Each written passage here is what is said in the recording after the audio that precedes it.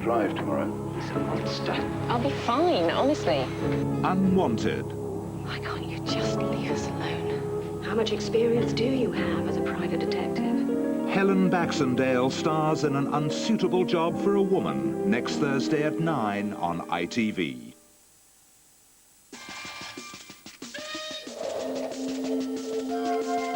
Above the mountain ranges of North Wales now, blues and twos. Everything you are about to see in this programme is real. Real events filmed as they happen. Never before have television cameras been so close to the work of Britain's emergency services. Some scenes show people in distress, but everyone involved has given their consent for them to be broadcast. Tonight we're with Sea Flight of the RAF's 22 Squadron.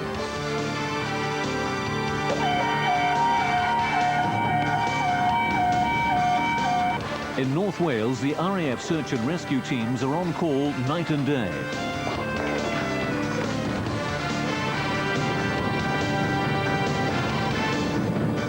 Two Sea King helicopters are dedicated to search and rescue. They operate from a busy RAF base on Anglesey.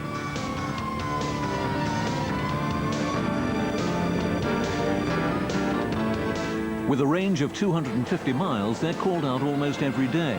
Their ability to respond rapidly can make the difference between life and death.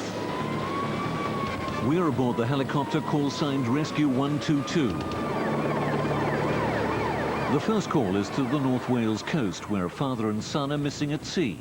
Their 14-foot cabin cruiser was due back at Llandudno hours ago. An anxious wife has raised the alarm. The crew use high-tech night vision goggles to search intensively throughout the hours of darkness. But all they find are fragments of the missing boat, which appears to have capsized. There's no sign of any survivors. As day breaks, a fresh crew continues the search on board Rescue 122. Rescue 122, this is Holyhead Coast Guard.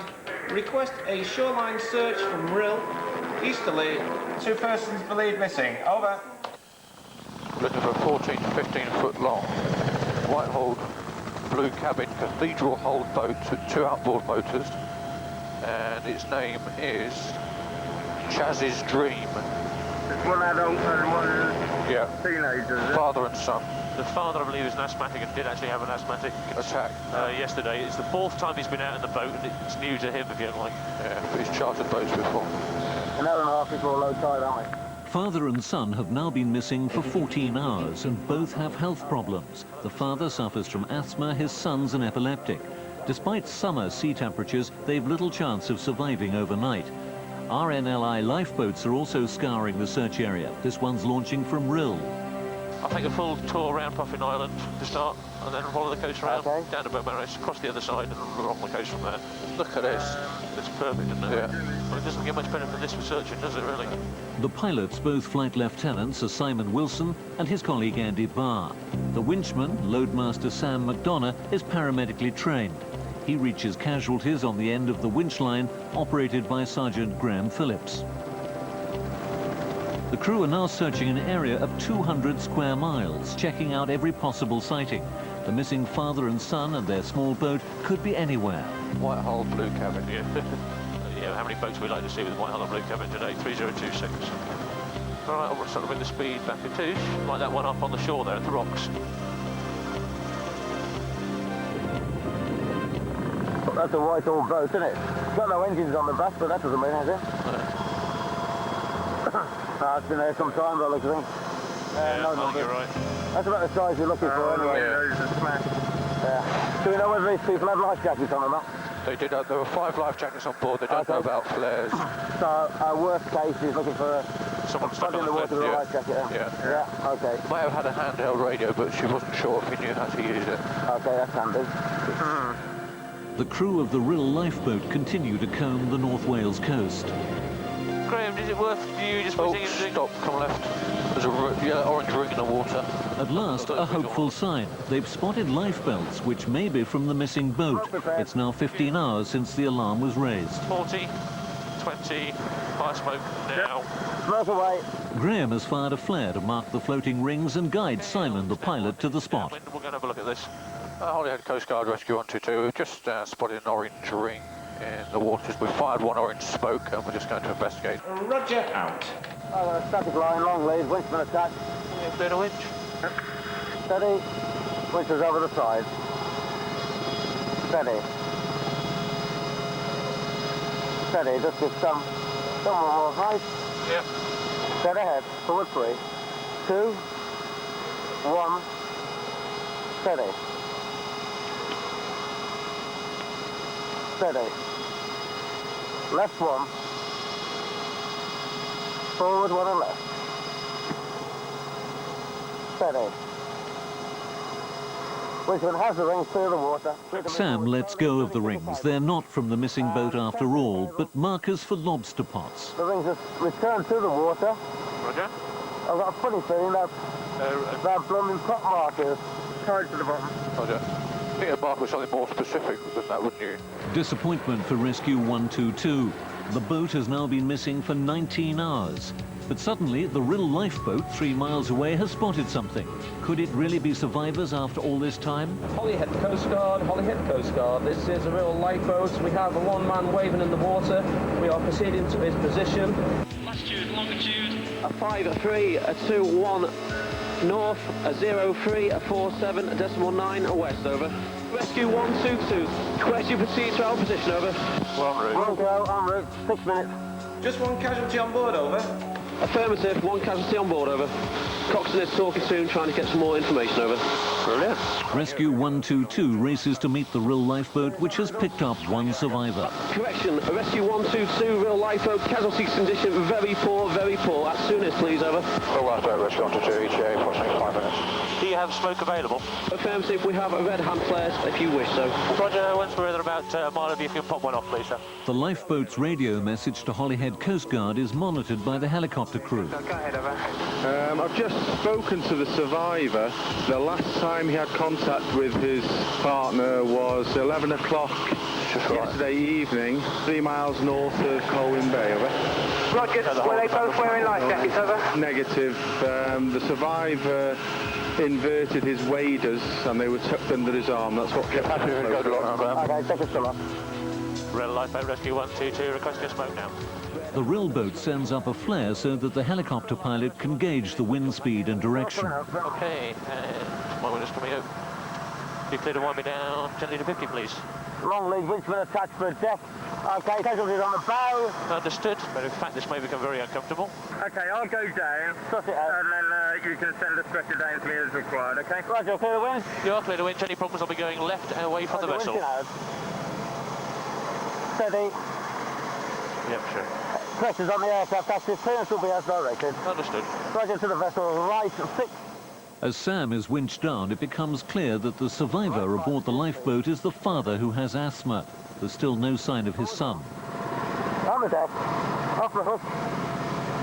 Steady, winch it in empty up, move left and back. Left and back, understood. Hello, mate. Can you hear me? Yeah. I'm Sam, all right? Let's have a look at your eyes. Yeah, can you remember everything that's happened? Right. Can you go and tell the man on the radio, the cops, we're going to double spot lift the casualty? Double spot, yeah. 150, slow ahead, please, Andrew. Roger, okay. Have you had an asthma attack since you've been in the water? No. He's got feeling and his hands on his feet. Right. What I want you to do, what's your name again? John. What I want you to do, John, is just relax and the guys are going to support you. And then I'm going to take you up to the aircraft. Don't grab hold of anything. He's coming round now. Have you found out what happened with the boat? It just flipped. It just flipped, did it? At 11:30 last night. Right, okay. The helicopter came out towards us. Last night? Yeah. We turned off 50 yards before us. Right, mate, sorry. Now he's safe, John shrugs off the helicopter just missing him in the dark. He was saved by his son Charles inflating a pair of waders to keep him afloat. The last time he saw his son was when Charles had set out to swim ashore to try to raise the alarm. Forward 1 right. Steady. Winchman has a hook. Steady. Plenty cable. Roger. Steady. Winch again. Clear the deck. Move back. 30 feet of cable. My target. Your target. 22 the cable. John survived 19 hours in the water. A man his weight in sea temperatures of 10 degrees would normally survive 4 hours at most.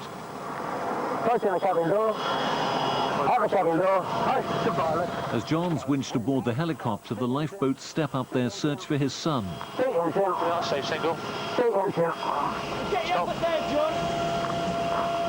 Hoist the crew. Let me know when the door's closed, please. Yeah, just come off the hook. Keep that on your head. 122 starts the 5-minute flight to hospital. Cabin door's closed. We might get a bit of bumpiness as we come over the corner. Okay, he's in quite reasonable health actually. Yeah. Considering he's been in the water for so long. Let's make sure we keep it that way till we get him to hospital then. Yeah.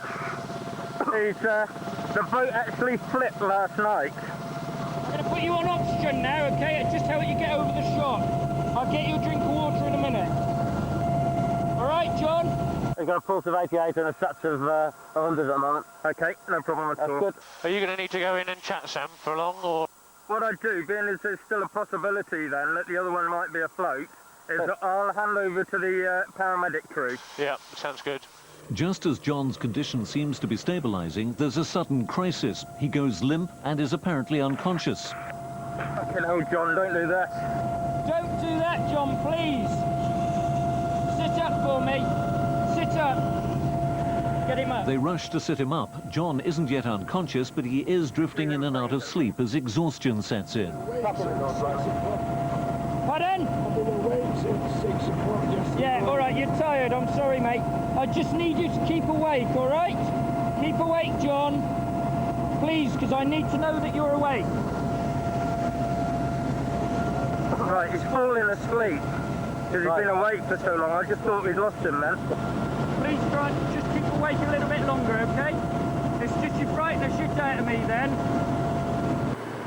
There's no ambulance there at the moment, or he's backed off the other side.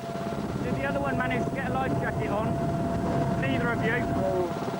2, 1. As they land at Bangor Hospital, Sam tries to find out more from John about his missing son. He blew his waders up as well. Did he have waders on? Just trainers? All right. Ambulance is here. Stay there for a minute, John. So quick, we couldn't get to him. All right, mate.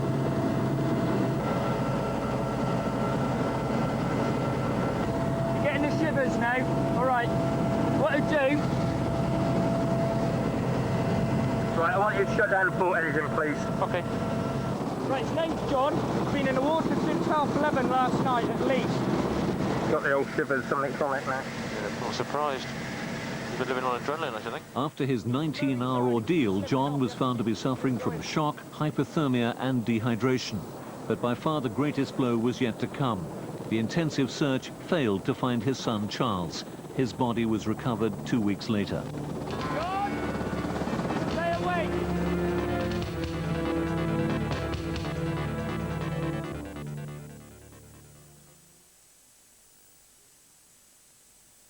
To make an authentic Balti curry, you'll need knives, spoons, pans, a pestle and mortar, and a passport to India for your herbs and spices. Or there's the Prince's route. Prince's Balti stir-fry sauces are made using genuine pastes from Bombay. So just add water and you're there. Why go to India when Prince's bring India to you? Prince's Balti stir-fry sauces, the real taste of India, at home. Kuye kwamemeza abantu bonke mandulo kumemeza abantu abadala kangaka webantwana kanisalalele nga umbiko wokufika kwentokozo enkulu nanzo wenkanyezi enhle naso sonke mama elandelwa izizwa zivele ezweni lo Baba wami Baba uza ithuza esho lakho simemeze naswelinye uza sithi uzafikele inkosi yamakhosi inhle naso soza silandele khona sizophumelela. Who would I most like to have a one-to-one with? Tanya on checkout 21. I tell her about my new mobile phone. Up to you. You can buy one just as easily as buying your bananas. I use vouchers for my calls. And you're free because there are no bills or contracts to sign. Oh, if I could have a one-to-one with Tanya, I'd ask her out. Up to you. The new pay-as-you-go mobile phone service.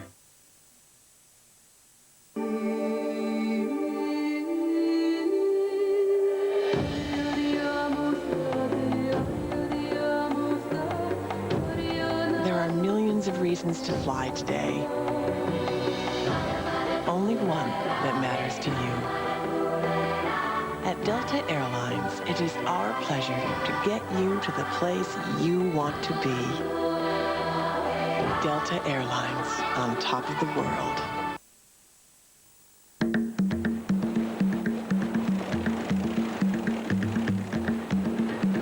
Looking to catch some of the world's finest tuna?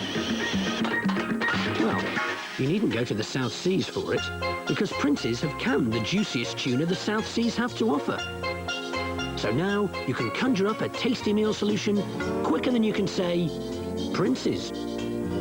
Your shortcut to the choicest cuts of tuna.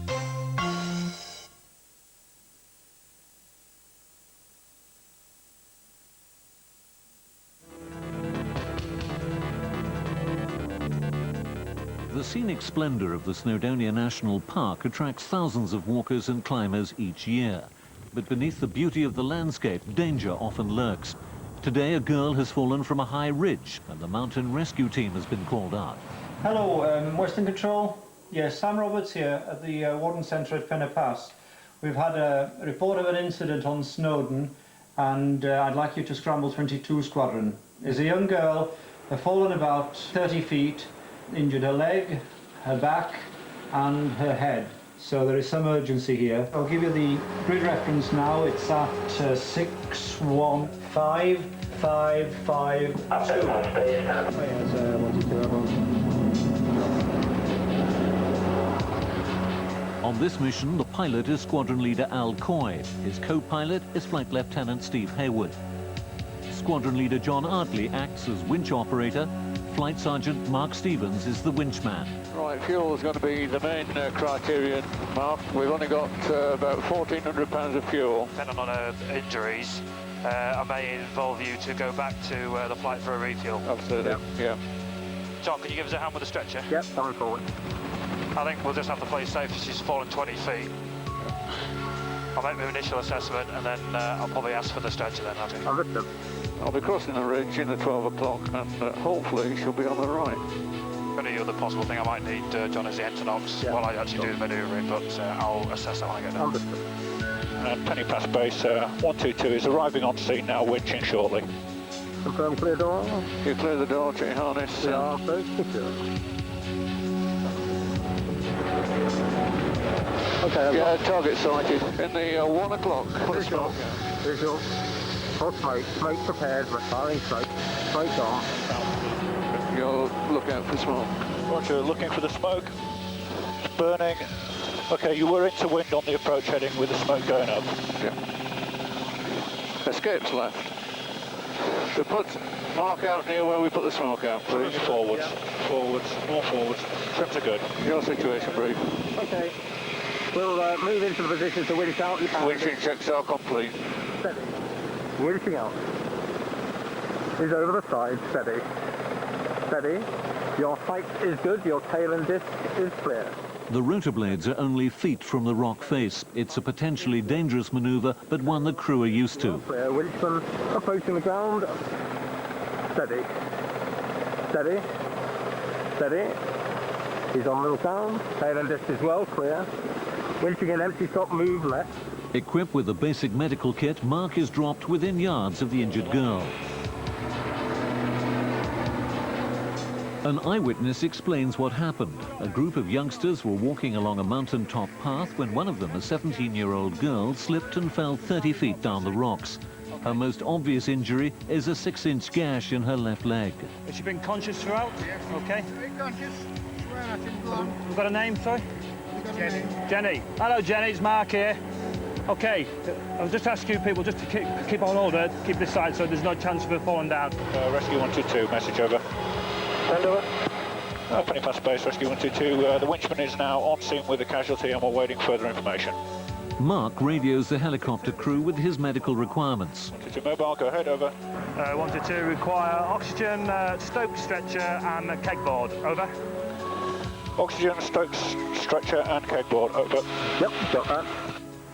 Jenny, can you feel me touch your ankle? That's okay. Does it hurt when I touch that? That hurts. Does that hurt? Your check complete, line R in the rear with the stretcher, oxygen and kegboard. And I'm actually in a great updraft. Right. Yeah. And winching out. Thanks for what goes up must come down. No, do you want to give me a hand with that stretcher? We've got the area and winching the stretcher down. Height is good. We've got 2 people to receive it. I'm positioning it there. Your height is good. Roger. Just hold her in for the moment until the helicopter goes away. Steady. Steady. It's on the ground. Steady. Steady. Steady. Steady. It's clearing hook left 1. Steady. Winching an empty hook, move left. Mark confirms that he will need the help of the mountain rescue team.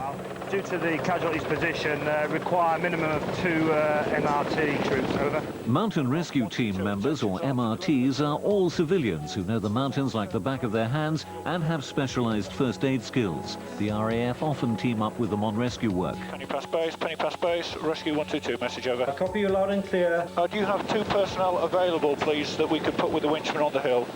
Yes, we have 2 members here, and we'll come out to meet you when you come down to pick us up on the pad. What I want to do is just move that off her head. Jenny could well have plunged 1,000 feet down the mountain, but for the quick reaction of one of her party, who managed to catch her on a ledge just 30 feet down. They're going to land on in a few minutes, so okay, off we go. Okay, Jen, I'm just going to put this round the bottom of your chin. I'm not going to do it tight. Have you flown on a helicopter before, Jenny? No, there you go, you get a first chance today. That doesn't hurt, Jenny, no? That doesn't hurt, okay. That hurts there.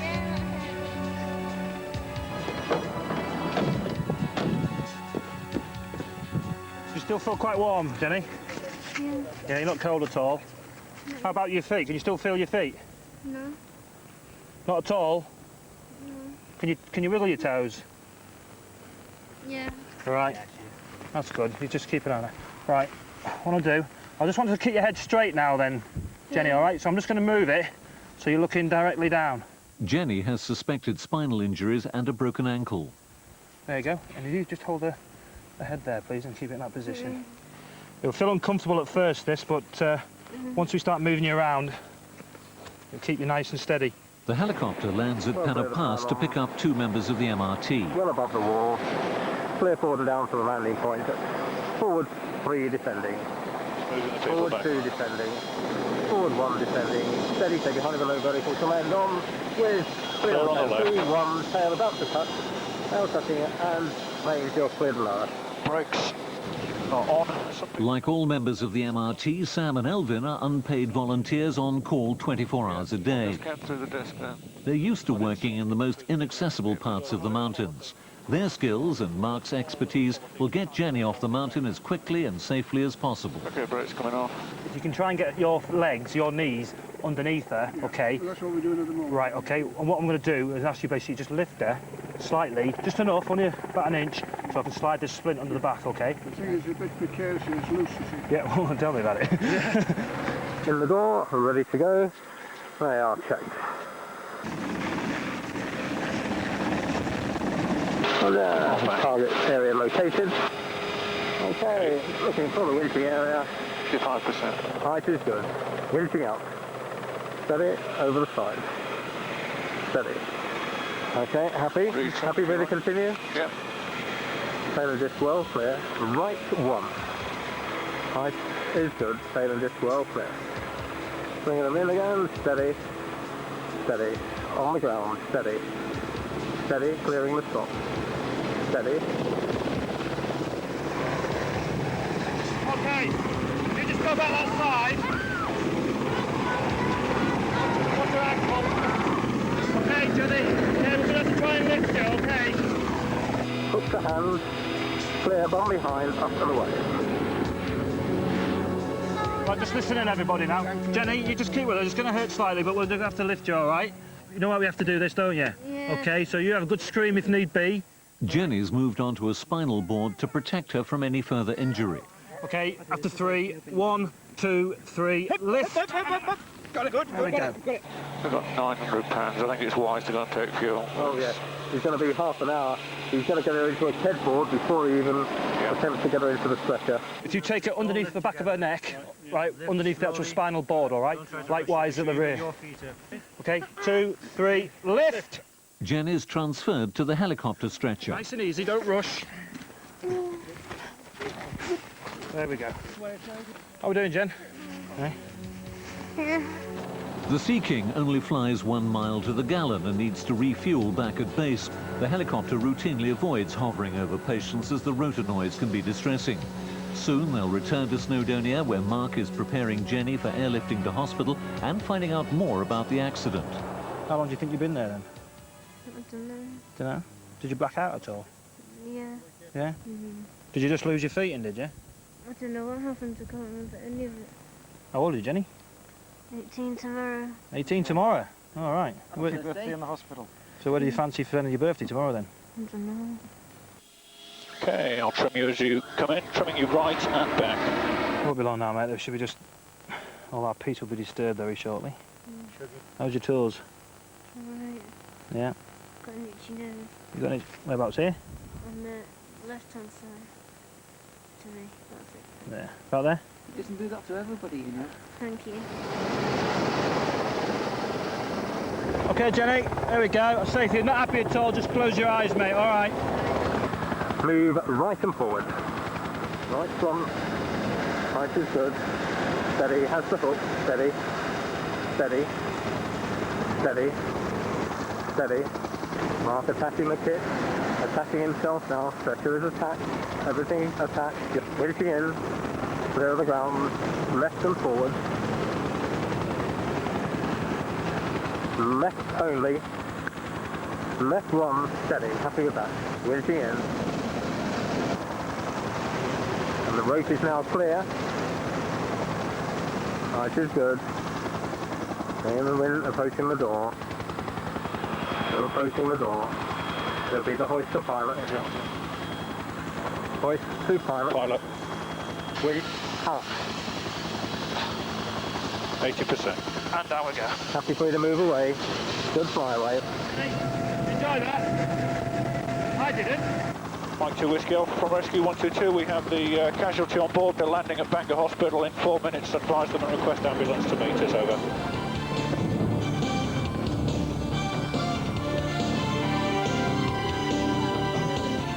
Surgeons operated successfully on Jenny's injuries that night. She spent her 18th birthday in hospital, but 2 months later she was well enough to go back to university. And despite everything, next summer she plans to go mountain walking again on Snowdon. It's a birthday tomorrow, by the way, as well.